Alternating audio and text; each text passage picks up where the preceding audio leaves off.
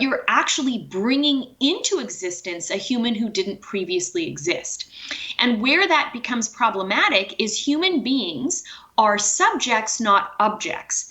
Objects are things that we can bring into existence, that we can manufacture, where we can put parts together. And the way objects work is that we use them because of their functionality. And when they're no longer useful, we dispose of them, or we replace them, or we get our money back. Subjects are different than objects. Subjects should not be treated like objects, and therefore shouldn't come into existence the way objects do.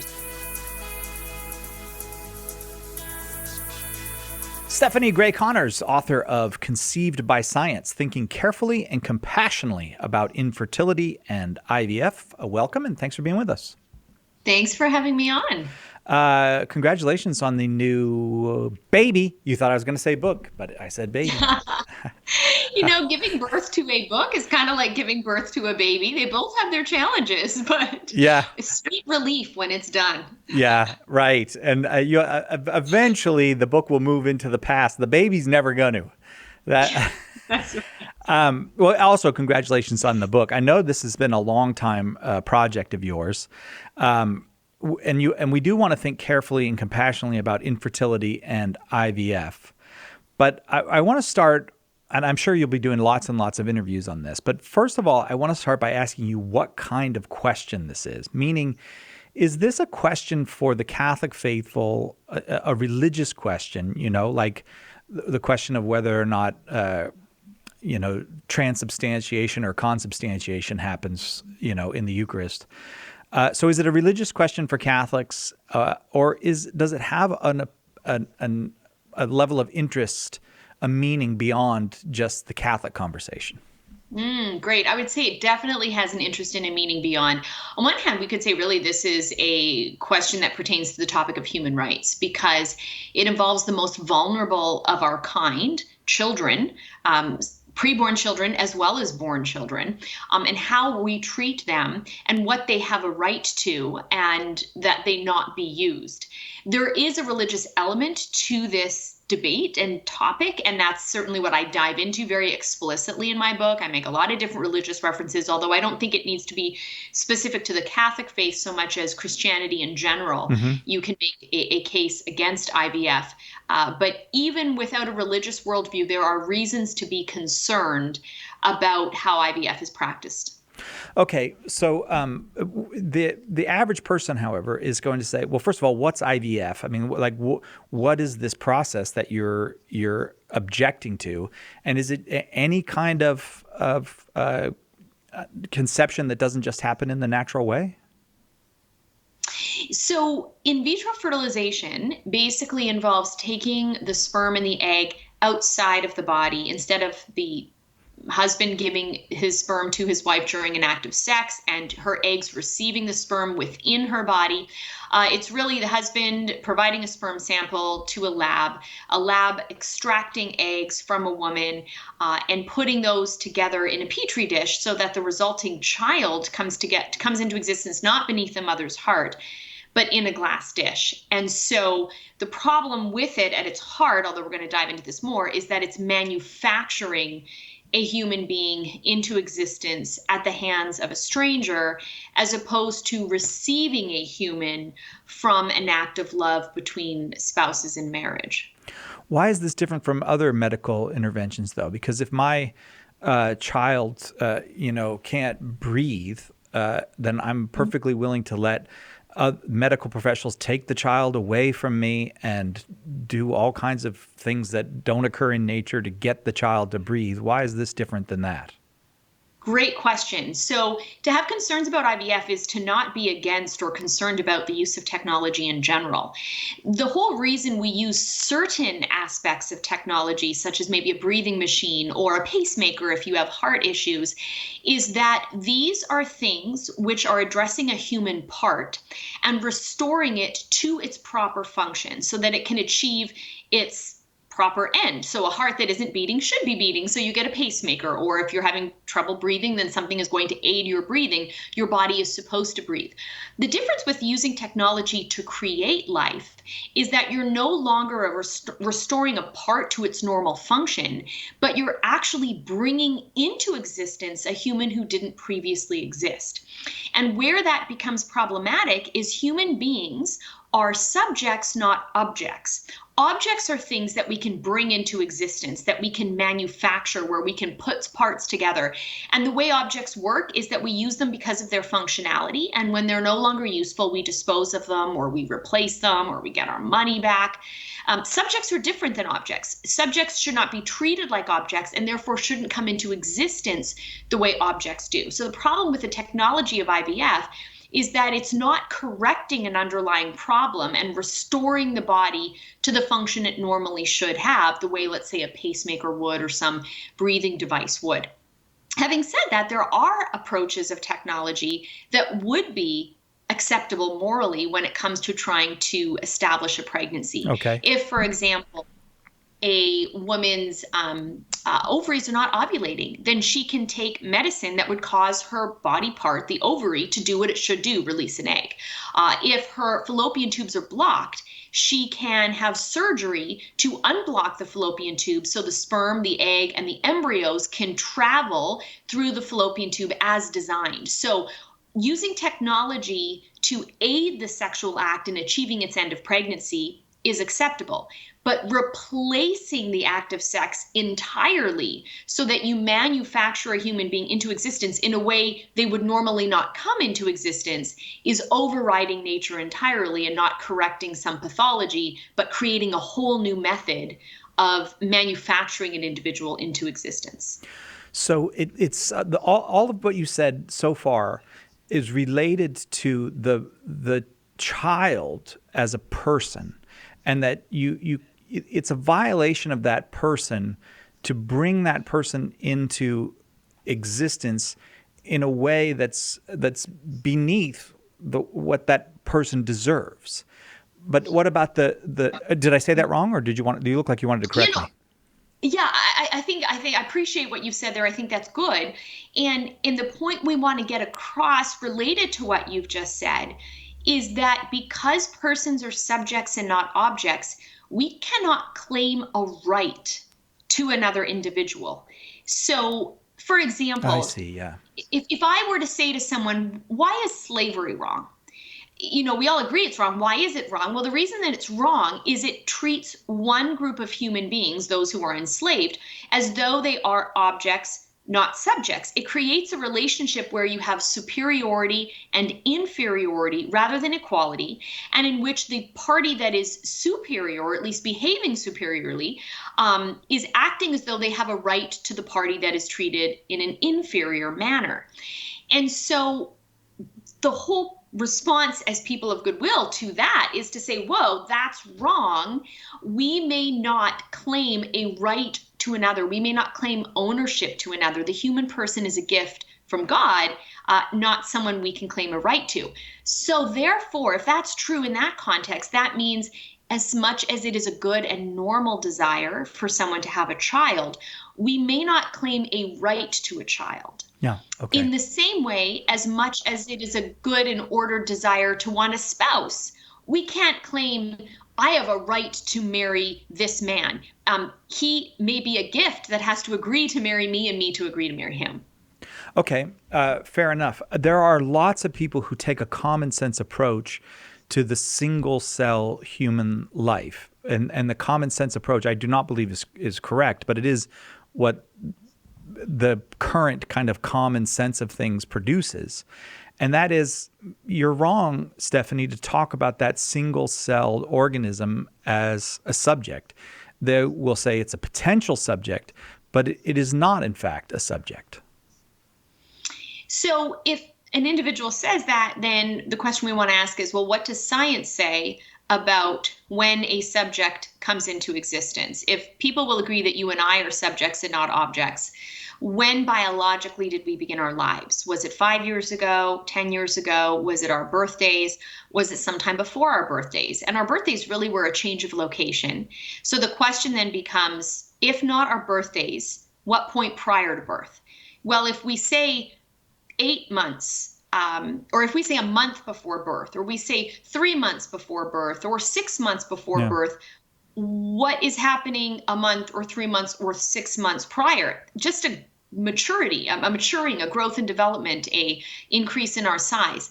But if we want to go to the precise point in which it's more than a change of development, but something new coming into existence entirely, that would be 9 months before birth, give or take.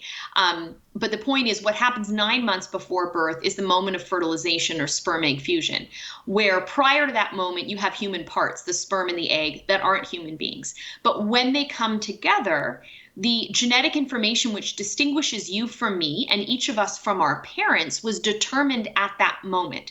And from that point forward, all that changes is the maturation of the individual. We become more developed, we become more independent, we become larger.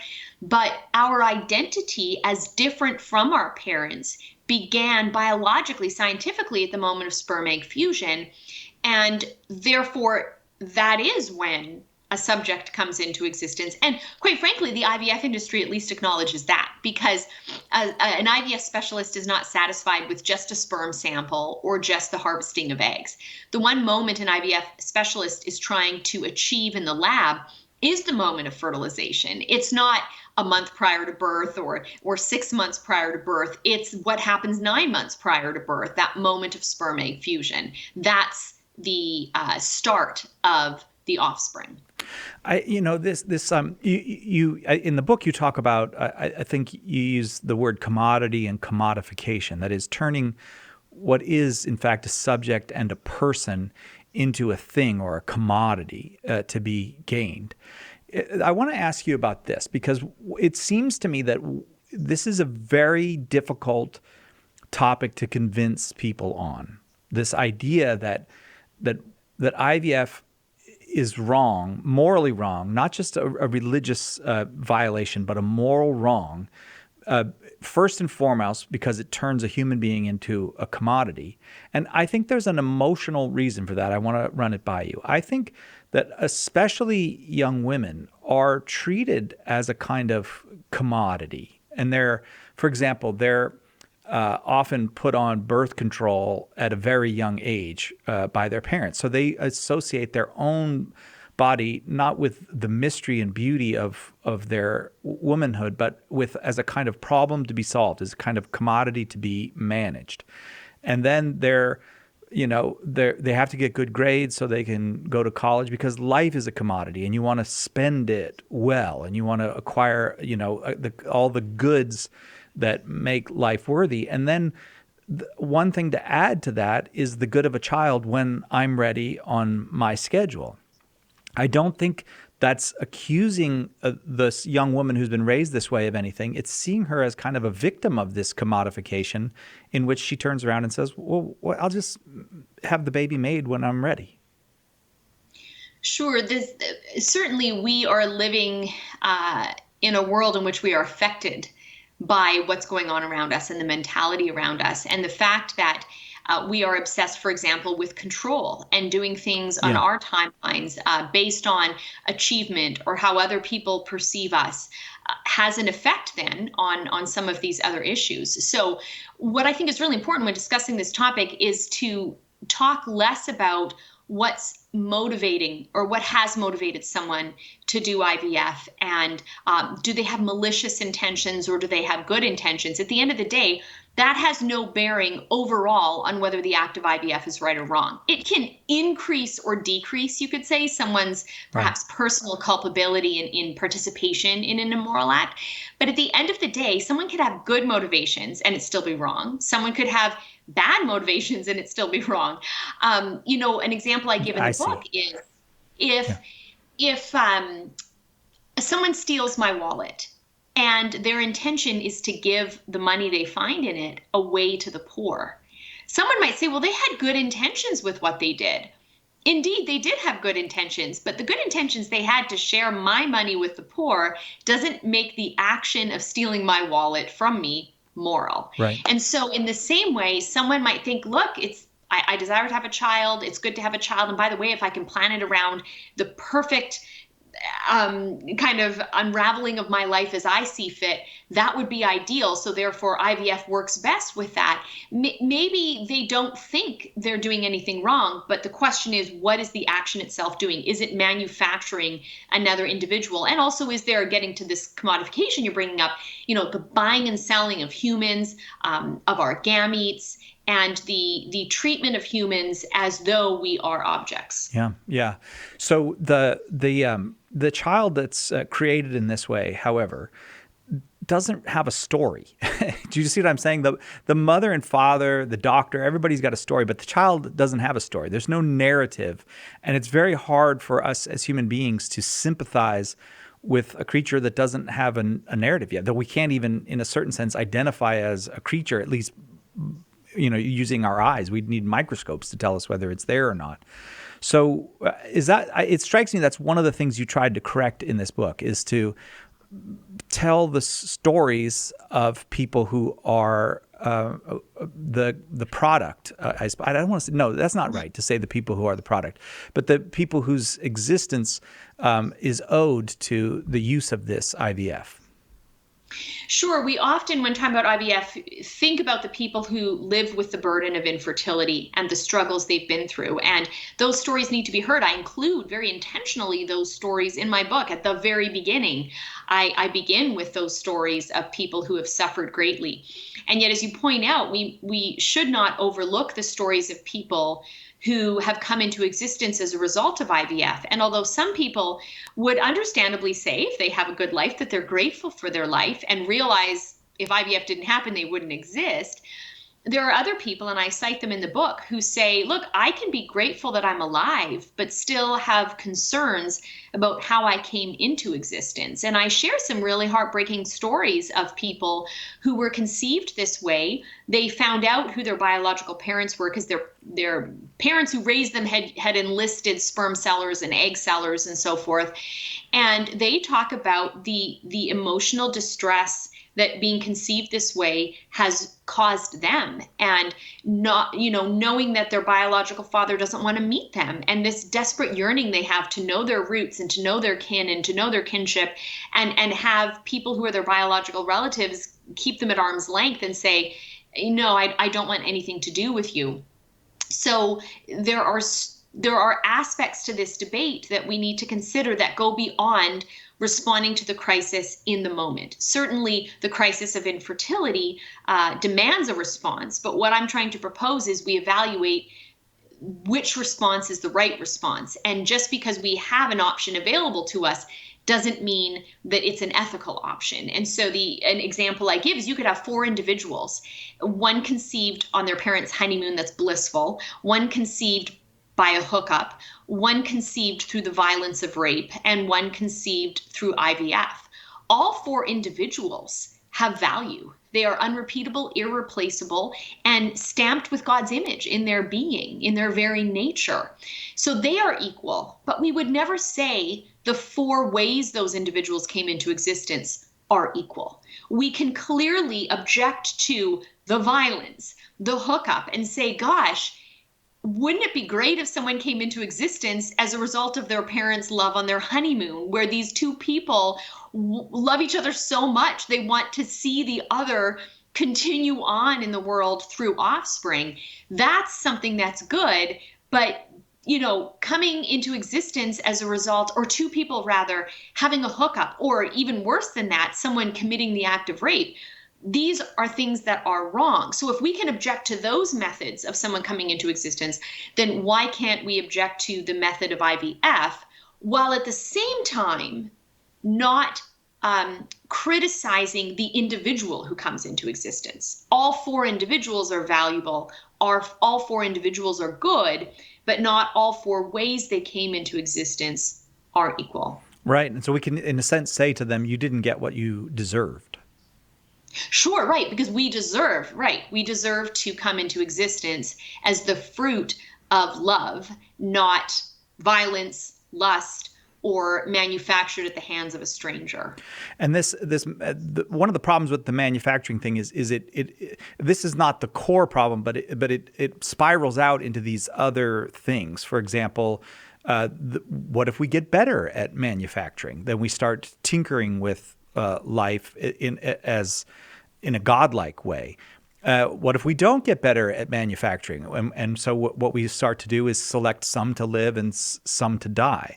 Then we have the surrogacy issue where women all around the world are horribly exploited. I have yet to see any millionaire women taking up surrogacy. I may have missed that, but that wasn't a big story. But you certainly see women who are in abject poverty taking on the role of surrogates. So you have all of these other things that all spiral out from this kind of core, and we don't need, I guess, Stephanie, to, and you again, correct me if I'm wrong, to point to all of those things in order to say that IVF is wrong, but they certainly, those wrongs couldn't occur without us accepting IVF. Sure. If you look at what we touched on at the beginning, which is that you can come from a religious perspective, which I certainly spent a lot of time on in the book, but you can also come from a non-religious, more human rights perspective. So when we highlight the fact that IVF involves killing some preborn children to create other preborn children, that typically 5, 10, even 15 embryos may come into existence, 1 or 2 be implanted, 5 to 10 of them be thrown out or donated to science, which means they'll be experimented on until they die. Maybe 2 to 4 more will be frozen if they pass a quality test that they're good enough to be considered something worth freezing. That mistreats the human person. The fact that some of these embryos are subjected to genetic testing, where if they are deemed to be less fit, then they aren't used, that they're disposed of. In other words, they're killed. That sometimes when the embryos are inserted in the mother's body and implant and the pregnancy begins to progress and testing is done, whether through ultrasound or otherwise, and it's discovered the IVF conceived child has, for example, Down syndrome or some other genetic anomaly, some parents will then pursue abortion or selective abortion of some, but not all of the children. So the point is, even if someone's not religious, these are examples that we should use to cause them to say, whoa, that doesn't sit right. It doesn't sit right with me. Same as you say, with poor women, you can search the internet for documentaries of poor women in India who leave their families and live in these homes for surrogates where they're lined up on beds as though they are, animals and not humans. And they basically gestate someone else, some rich foreigner's child for months. Then they are typically given a C-section. So then that's going to leave surgical complications to them down the road if they want to have their own children. And you see, I saw one documentary where the baby was taken through C-section and immediately whisked out of the room to the waiting parents, who were the adoptive / maybe sperm and egg providing parents, but not the woman who gestated the child. This is going to take a toll on these poor women. But why do they do it? Well, because they have the financial incentive to want to help their other kids. So those are reasons to be concerned. But then there's a more fundamental reason that, as I point out, even if we tried to narrow the parameters and say, let's just make 1 or 2 embryos, let's just use the sperm and the egg of a husband and wife, let's not subject the embryo to genetic testing. The problem even with that is that it divides as opposed to creates a communion of persons. The man typically masturbates, so he is giving his sperm away to a stranger rather than his wife. The woman's eggs should receive sperm, as I said earlier, in her body, but with IVF, she can go on her own and have the eggs retrieved. Then the child comes into existence not when the parents are there, but at the hands of a stranger in a petri dish. Sex is entirely unnecessary for a child to come into existence with IVF. Every party involved doesn't have to be with the other party. So there's total division and separation, whereas we were meant to come into existence imaging the Trinity of the Father, the Son, and the Holy Spirit. We were meant to be a communion of persons. The husband and wife through sex have to come together for sex to be the method with which a child comes into existence. And then once the child comes into existence that way, the child has to be in the mother's body for that to happen. And once again, you have a communion of persons. You have a bringing together, a uniting of people and a relationship rather than a fracturing, dividing, and separating. And that fracturing, dividing, and separating has just consequences that roll on down. That we have a human nature. God gave us this nature. That our nature as sexual creatures is beautiful nature, and we turn it into something else at great peril. There really are costs to people for this. And this is where it's important, in the world of economics and business, people talk about thinking beyond stage one. You might come up with an idea and think, this is amazing, but think beyond the initial response as to what potential outcomes could come after that. And then beyond that, and then beyond that. And then you start to see whether your idea is good or bad. And so the same is true with IVF. Someone might just be thinking that present moment, I want a baby, I want offspring, this is good. What are the consequences when we do this? And then what will be beyond that and that? How is this going to affect the child who comes to know they were conceived that way? And I cite some examples as we mentioned in the book. This creating of human life, what does that do when we realize if I have the power to do this, then do I have a duty to genetically select a quote unquote genetically better child? Oh, yes. Once that power is in my hands. And even if you think, well, you don't have that, once this ability to do that exists, will some people pursue that path?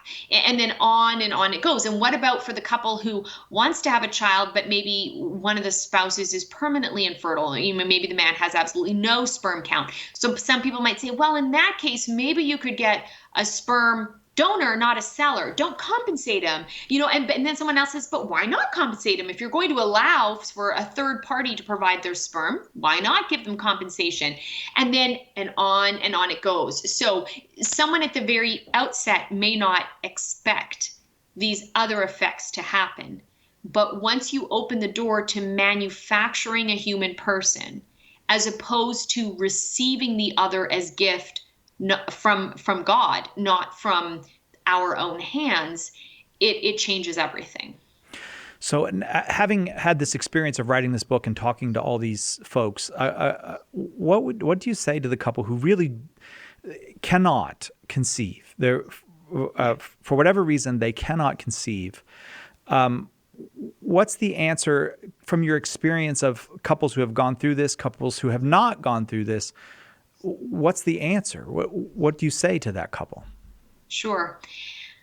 I mean, the first thing I would say is I'm terribly sorry for that type of suffering, and I don't pretend to know it. I know suffering, but not that specific type of suffering. I know want. One of the examples I use in my book is my own experience of longing to be married. All the way back into my 20s, I had journals to Jesus begging him for a husband. And my 20s ended and my 30s came and 35 came and 36 came and 37 came. I had a biblical wait of 40 years before I met and married my husband.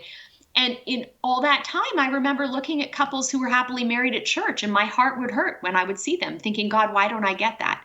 And so for the couple who maybe has been blessed with the gift of a spouse, but not the gift of a child, I can understand that when they go to church, instead of looking longingly at the happily married couple, they look longingly at the happy family and the couple with the baby, and their heart breaks every time they see that.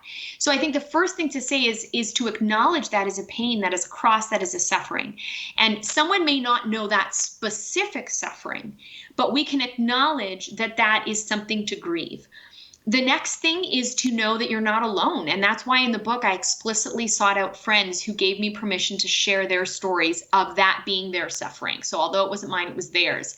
And some of my friends managed to conceive by pursuing what I talk about in my book called restorative reproductive medicine, where they had interventions for things like PCOS or endometriosis or blocked fallopian tubes, and that actually resulted in them being able to conceive naturally through sexual intimacy. But then I share the stories because I wanted to be fully upfront that not everyone has the happily ever after as they perceive it.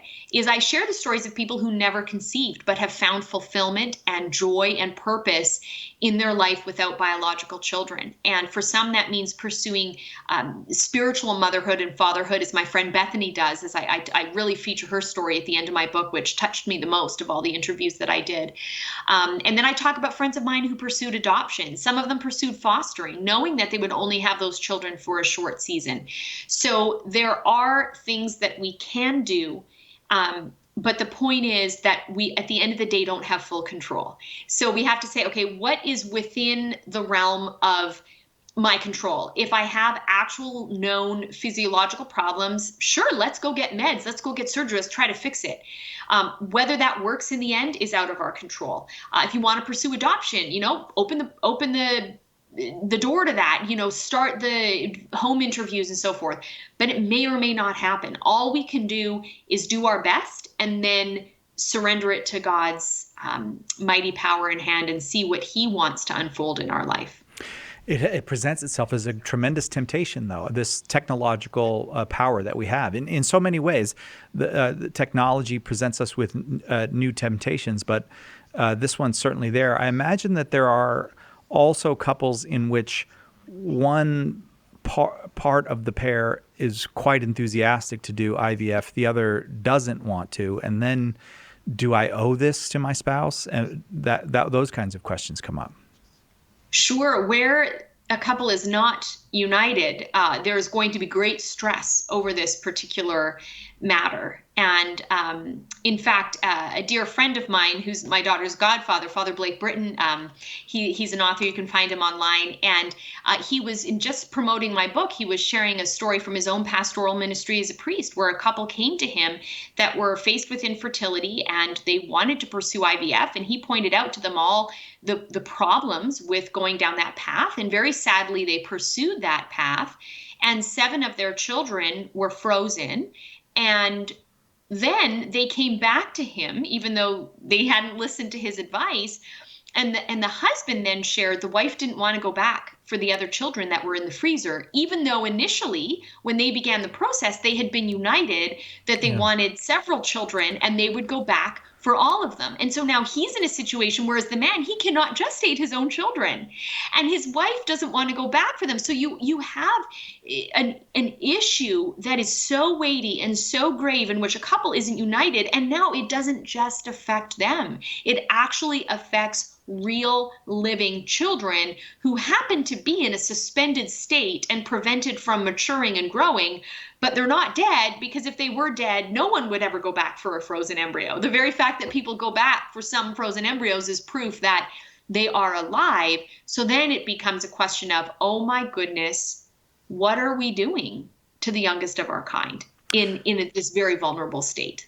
Stephanie Gray Connors is our guest. Conceived by Science, Thinking Carefully and Compassionately About Infertility and IVF is her new book. Congratulations, Stephanie. And thanks very much for taking the time to talk with us about a subject we just need to talk more about, at least from our experience here at Catholic Answers, is there are many people who are quite misinformed on this, and I think you do a great service to those, and some who are informed who maybe just need a little help to think through it a little bit more. So thank you and congratulations on the book. Sure. And if do we have time for me to add just one more brief thing? We sure do. For you? Are you kidding me? Yeah, go ahead. Well, just, when you appreciate me addressing this topic, one thing I do address in the book that I want to talk about briefly is that a lot of people think if they can't get pregnant or they can't sustain a pregnancy because they have miscarriages, that IVF is the way to help them. And even from my own experience, I've learned there are simple things that you can become aware of that can help you sustain a pregnancy. So my husband and I were blessed to get pregnant very early in our marriage, which was a huge blessing because I was 40. But very sadly, we miscarried our first child, Lele. When I got pregnant again, several friends said to me, have you had your progesterone checked? Because if you have low levels, that could cause a miscarriage. And I thought, oh, my hormone levels are fine. My doctor thought they were fine. But so many friends brought this up to me that I pursued a physician to test my blood for progesterone and found out that my levels on the second pregnancy were dropping, which meant we could have miscarried our delightful, adorable 6.5-month-old baby Violet. And Yeah. because friends said to me, get your progesterone checked, and I did that, we discovered it was low. And the simple fix was, it was every week to 2 weeks to every month. I was going and getting blood work, and my doctor was adjusting how much progesterone he administered based on what the blood test said. And I had to take it all the way till the 23rd week of pregnancy just to keep my baby alive in me. And so that's one example. There's many, but that's one example where if people only knew about something like that, which I talk about in the book, that could cause them to say, hey, maybe if I do this, I could actually either achieve or sustain a pregnancy. And IVF isn't even something they consider at all. So again, the more we can share what we know and what our personal experience is, the more helpful it can be for others in a similar situation. Stephanie, thanks very much. We never fail to learn from you when we speak to you about all these pro-life issues. We're very grateful for your ministry. Thanks, Stephanie. You're welcome. Without question, infertility is a terrible cross for many couples to bear. There's lots of new technology, new medicine that can help people overcome that infertility and bear a child. But in many cases, the medicine, the science, it's not going to be able to do that. And so people are tempted to resort to in vitro fertilization. It is, in fact, a temptation, in vitro fertilization. A baby's so beautiful. Everybody loves a baby. We want a baby. And so we decide, really, not to consider all of the moral implications for society, for individuals, for families, and for the baby that will come into the world. So I highly recommend Stephanie's book. It's called Conceive by Science. That's Stephanie Gray Connors, Conceive by Science, and all the other work that Stephanie does. And if you'd like to interact with us about this episode, or if you have an idea for a future episode, you're certainly welcome to email us. focus@catholic.com is our email address. If you'd like to support us financially, you can do that at givecatholic.com. If you're watching on YouTube, subscribe and hit that little bell so you'll be notified when new episodes are available. And if you're listening on one of the podcast services, like and subscribe so you'll be notified when new episodes are available. And if you give us that little 5-star review, maybe say a few nice words, it definitely helps to grow the podcast. I'm Cy Kellett, your host. See you next time, God willing, right here on Catholic Answers Focus.